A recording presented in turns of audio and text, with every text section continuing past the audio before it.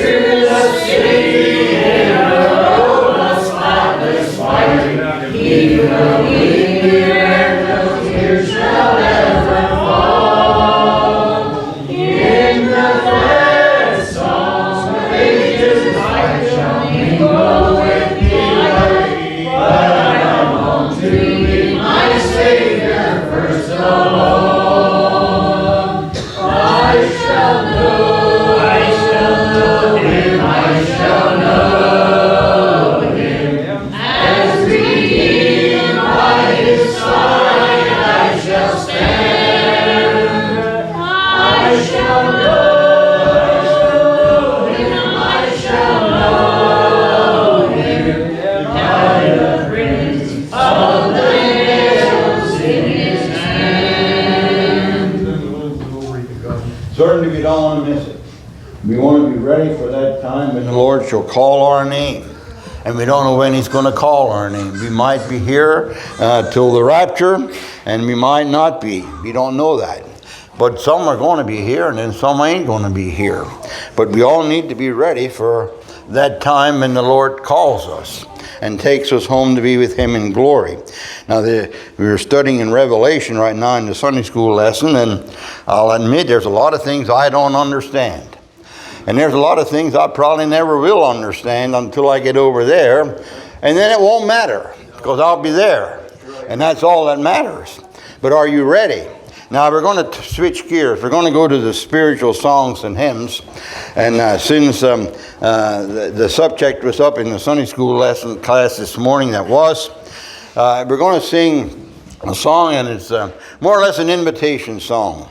And if you're here this morning, and this speaks to your heart, the thought of this song, and you're not ready to meet the Lord, why, the altar is open. And we're going to sing number 637 in the spiritual songs and hymns. And let's just examine our hearts a little bit. Are we ready? Let's sing number 637.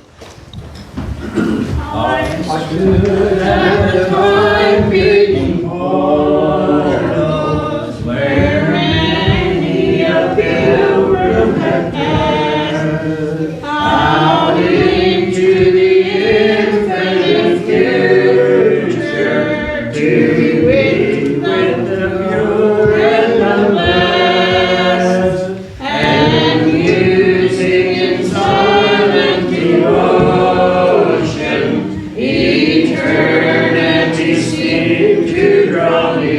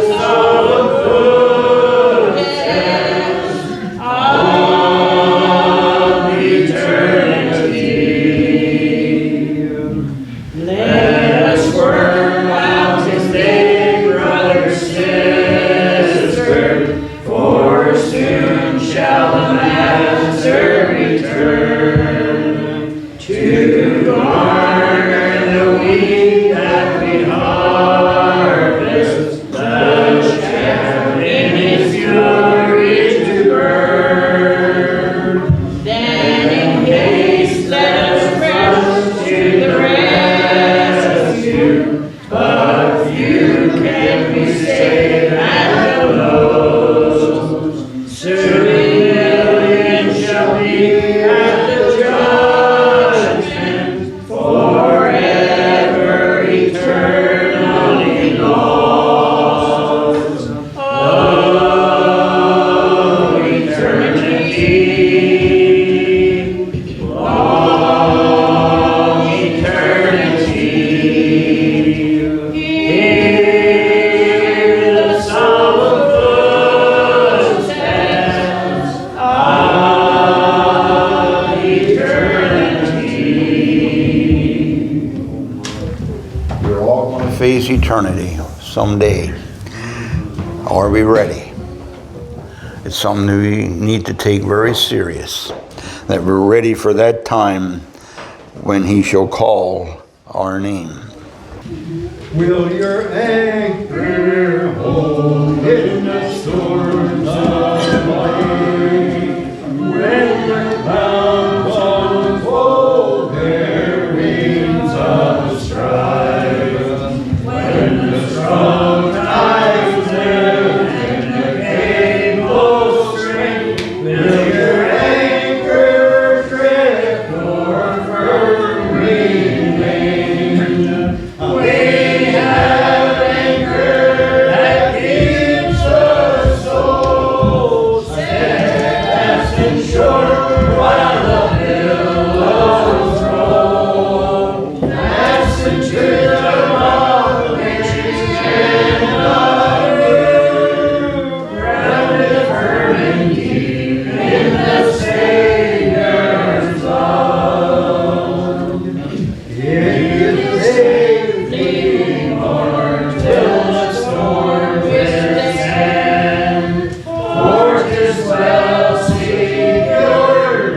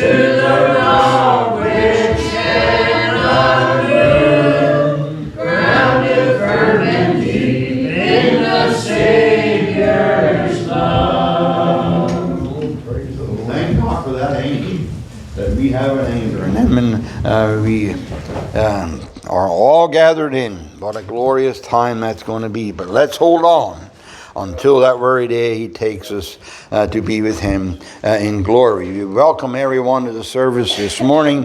It's good to see everyone out on this beautiful Sunday morning. A little bit dreary on the outside, but thank God for the rain, and thank God for the many blessings that he has showered upon us. This morning we're going to continue on with the thought of faith, and we're in Matthew right now, and we had just we had our communion service 2 weeks ago, and then last week was the Talent Sunday. So now this morning we're going to go into the book of Matthew again, and we're going to pick up where we had left off a few weeks ago there with Peter and the thought of faith. Now, when there in the 17th chapter of Matthew, where we were a few weeks ago, we had there the transfiguration. And when we think of Christ, how he was transfigured, and how that he had he had taken Peter, James, and John along with him up there to the to the Mount of Transfiguration, and they had returned back from there, and that's where we're going to be picking up this morning. Their return from the Mount of Transfiguration, and what they saw up there was very encouraging. And yet they were told that they weren't supposed to tell anyone about it until he is risen again from the dead. And they had a problem, and they still have a problem at this point, trying to figure out what he's talking about when he's talking about being raised from the dead. But he said, don't tell anybody. You're supposed to keep that a secret. And of course, it happens that they returned. Of course, Peter would have liked to stay there. And there they had met with Moses and Elijah, and how that they had a time there, and how that they witnessed something that day that they were up there, that time that they were up there with Christ, that they had never seen before. And now they come back. You know, it was a heavenly atmosphere when they were up there, but now they come back, and now they're coming back to real life again. And it says, then the disciples understood that he spake unto them of John the Baptist. Now we're going to pick up at verse 14. And there at 14, there it speaks about the disciples' unbelief. Now, you say you're talking about faith. Well, now you're talking about unbelief. Well, I guess if you don't have enough of faith, we have unbelief, right? But here we find that Jesus needs to teach a lesson to his disciples and also to the multitude that was following. Because it says in verse 14, and when they were come to the multitude, there came to him a certain man kneeling down to him and saying.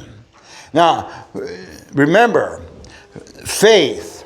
Now here as Jesus and the disciples came from where they had been there, the Mount of Transfiguration, they came and there was a certain man. And he kneeled down to Jesus. And as he kneeled down there to Jesus,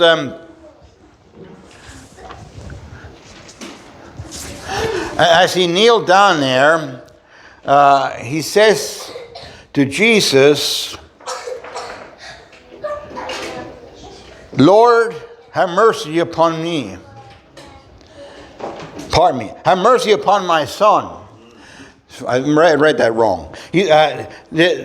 Jesus comes there to the multitude, and there's the multitude. You can get that there. And I'm sure now, as he comes there with Peter, James, and John, I'm thinking they'll probably meet up now with the other disciples as they had stayed back, and now they're gathered together again. And as they come there, there's this certain father who has a son that needs special attention.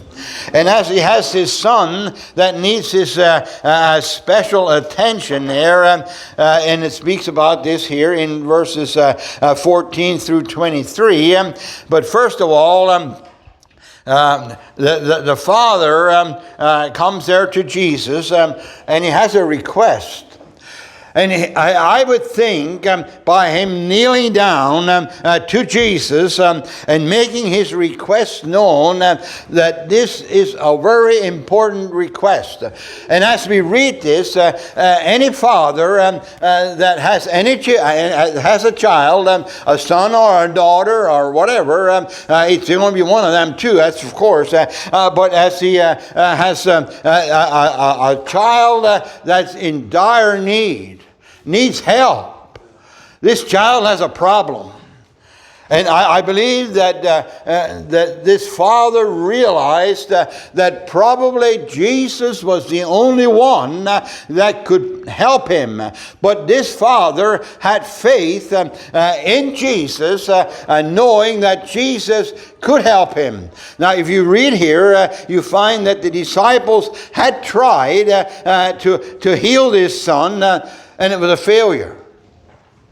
It didn't happen. And I'm sure the disciples were depressed. I would think so. And I would think that the father was also depressed. But here he comes to Jesus, and he kneels down, showing his humility to Jesus. And he says, Lord, have mercy on my son, for he is a lunatic and sore vexed. For often he falleth into the fire, and often into the water. Can you imagine a parent having a child in that kind of a condition?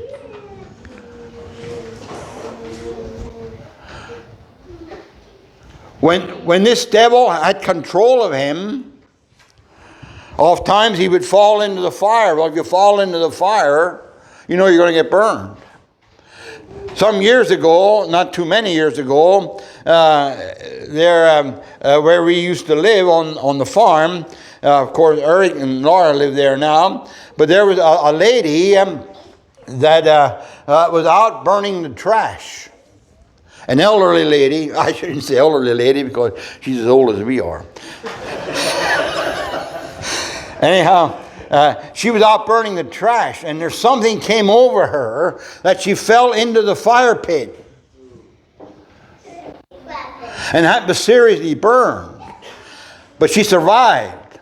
But thinking of this now, here is a child that has this problem. It doesn't say that it fell into the fire once. It says often, or into the water. When this thing takes effect, the child doesn't have control of himself. And then he says, and I brought him to thy disciples, and they could not cure him.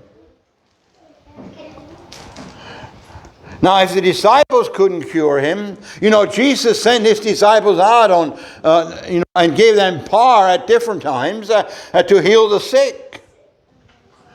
But here, for some reason, they couldn't heal this child. So they went right to Jesus. He went right to Jesus. And Jesus here answered and said, O faithless and perverse generation, how long shall I be with you? How long shall I suffer you? Bring him hither to me. Now, here, this was quite a blow, I believe, to the disciples. They were probably discouraged because they couldn't heal him. Other times they could heal. This time, for some reason, they couldn't. So now this father goes to Jesus. And Jesus says, "O faithless and perverse generation." Now, who was he talking to here? Was he talking about his disciples? Or was he talking about the multitude? Or was he talking both?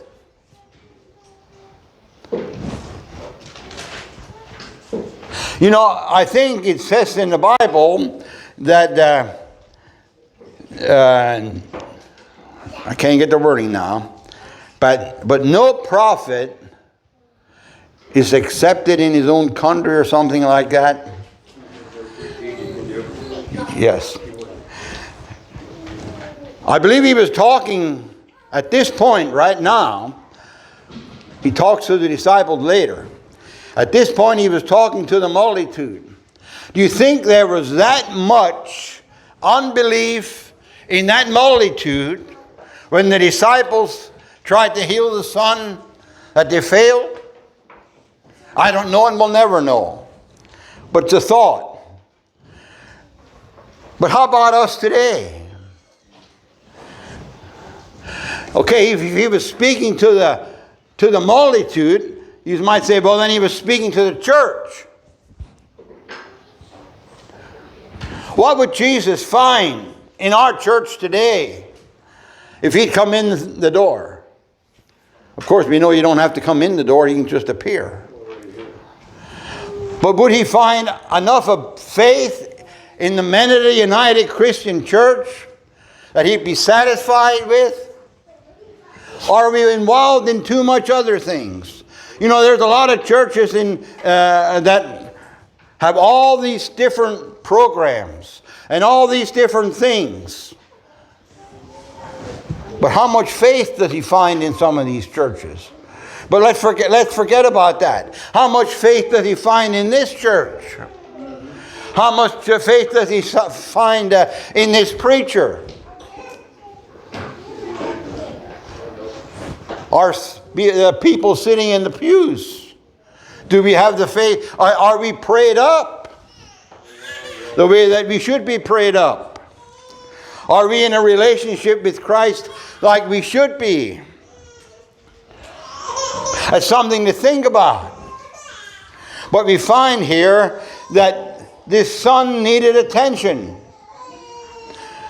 And up until this point, he didn't get it.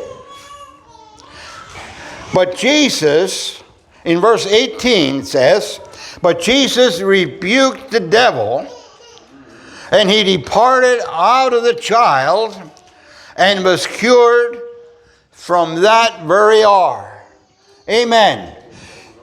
When Jesus took the problem and got a hold of the problem was the devil. And it says that Jesus rebuked that devil. When he spoke to that devil, the devil departed out of him, and the child was cured. And it says, then came the disciples to Jesus after this took place. But the child was cured. When Jesus when Jesus came there, he took care of the problem. You know, doesn't that increase our faith? It should. It does mine. You know, the fiery darts keep coming. If you don't come your way, they come our way.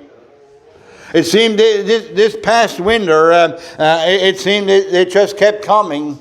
And I don't know if it's because of the way what I'm preaching about faith or not. But it seems that the fiery darts just keep coming. And when are they going to stop? Well, I guess when we go home to glory. Up until then, they won't. But we need to be kept up in our faith. But we find here that Jesus took care of the problem. He got rid of the devil. The devil came out. The child was cured. And then it caused his disciples to wonder. Why couldn't we do this? What was the reason? Why couldn't we do this? Then came the disciples to Jesus apart. Now, they're not with the multitude anymore. Now he speaks to his disciples. And apart and said, why could not we cast him out? Well, Jesus here says, because of your unbelief. Wasn't that a blow again? You couldn't cure him because of your unbelief. Well, now, why would the disciples have unbelief? They saw all that Jesus did up until this time, and he's on his way to Jerusalem. Next Sunday is Palm Sunday, and then the next Sunday we have Easter Sunday, and they saw all the things that he did up until this time, and they're going to see a lot more in a short period of time. But now he says, and you think if Peter and James and John were up there on the Mount of Transfiguration, and they saw Jesus transfigured from a human body into a spiritual body, and he heard them words, "This is my beloved Son, in whom I am well pleased." You'd think they'd have all the faith that they need to conquer the whole world. And now Jesus says it's because of your unbelief. He said, because of your unbelief, for verily, verily, I say unto you, if you have faith as a grain of mustard seed, ye shall say unto this mountain, remove hence to yonder place, and it shall remove, and shall be cast, it shall remove, and nothing shall be impossible unto you. Boy, ain't that a promise. Where in the world can you go and find a book on a bookshelf anywhere in a library or in a bookstore or anywhere that other than the Bible that has something like that in there and you can claim it? Nowhere. It's in the Word of God. And it's written in my Bible in red. And if it's written in red, it's words that Jesus spoke. And if it's words that Jesus spoke, they're true. And we can count on them. And he says that if you have faith, as a grain of mustard seed. Now, I don't know, a mustard seed is very, very, very small. And that ain't very much faith. But I sure hope I have more faith than a mustard seed.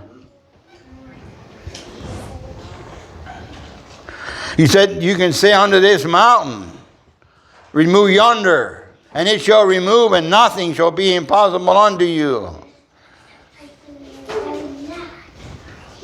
Nothing. Nothing shall be impossible unto you.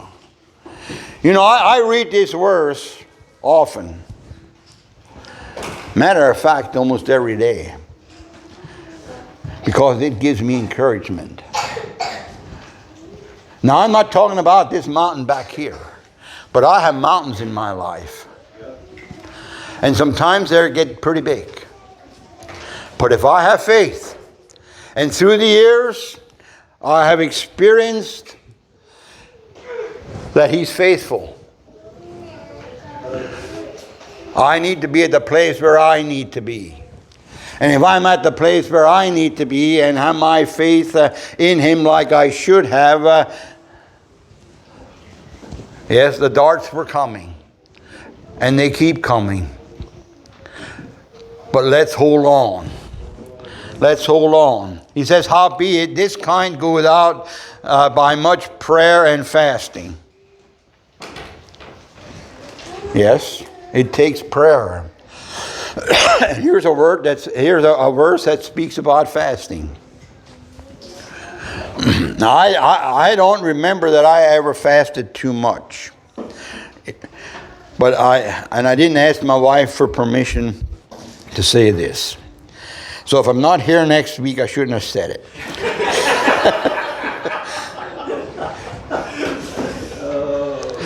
But she has a brother that many years ago got his foot caught in a silo unloader in an auger and had a serious injury.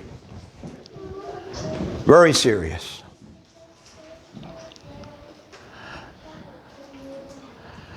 And he needed surgery. I think he had a couple times he had surgery.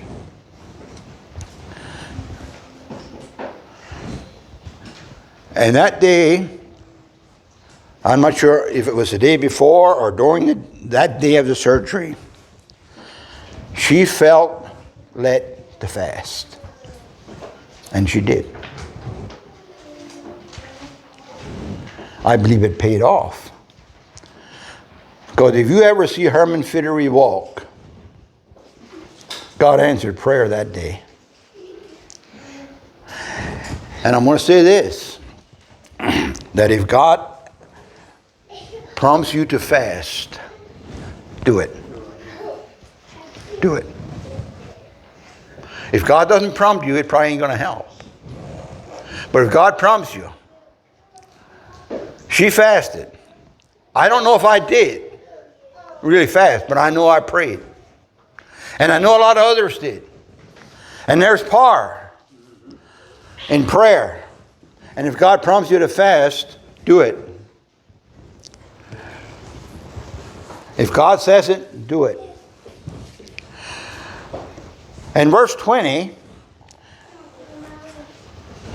we can all take to our personal lives, because there's mountains in our lives. And they don't go away by themselves.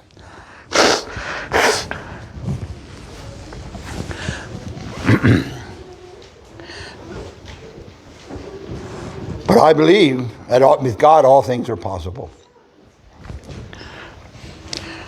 With God all things are possible.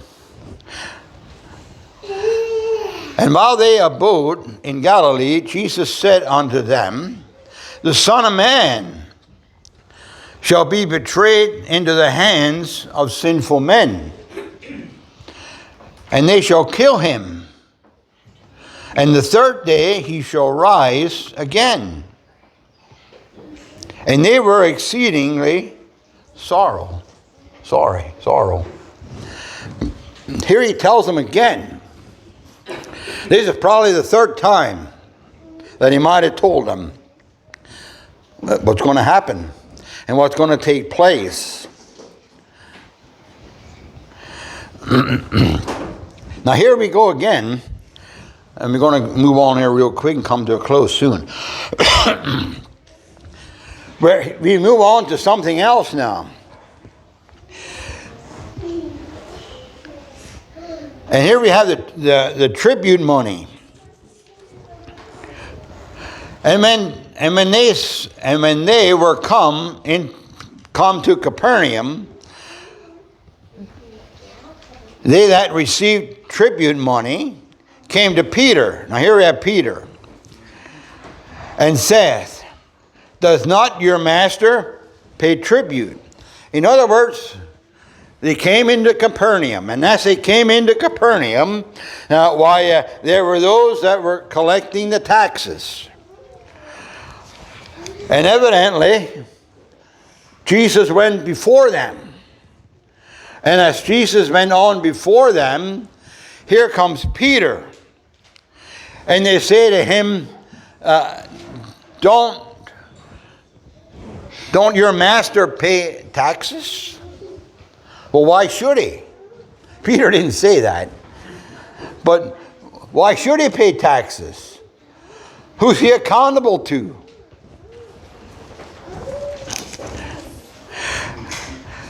Jesus, now as he had just been glorified, and now he comes down here and he says about the tribute money.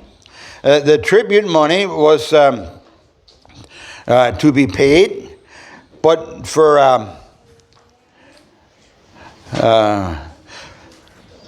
the children of the king's own race were free. They didn't have to pay taxes.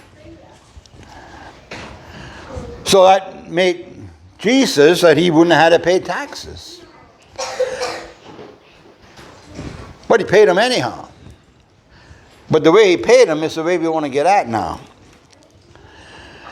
So he saith, Peter says to Jesus, he saith, yea, and when we were,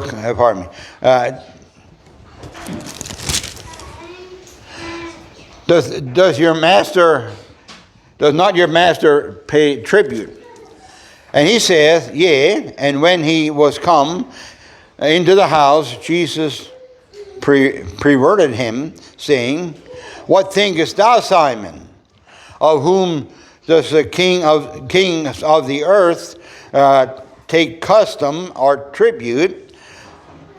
Of their own children or of the strangers? So here Jesus asked Peter about this question here, and he knew exactly what was going on. And he said, the strangers, they were supposed to pay the taxes. But if you were a child of the royal family, you didn't have to pay taxes. Peter saith unto him, of strangers. Jesus saith unto him, then are the children free. Nevertheless,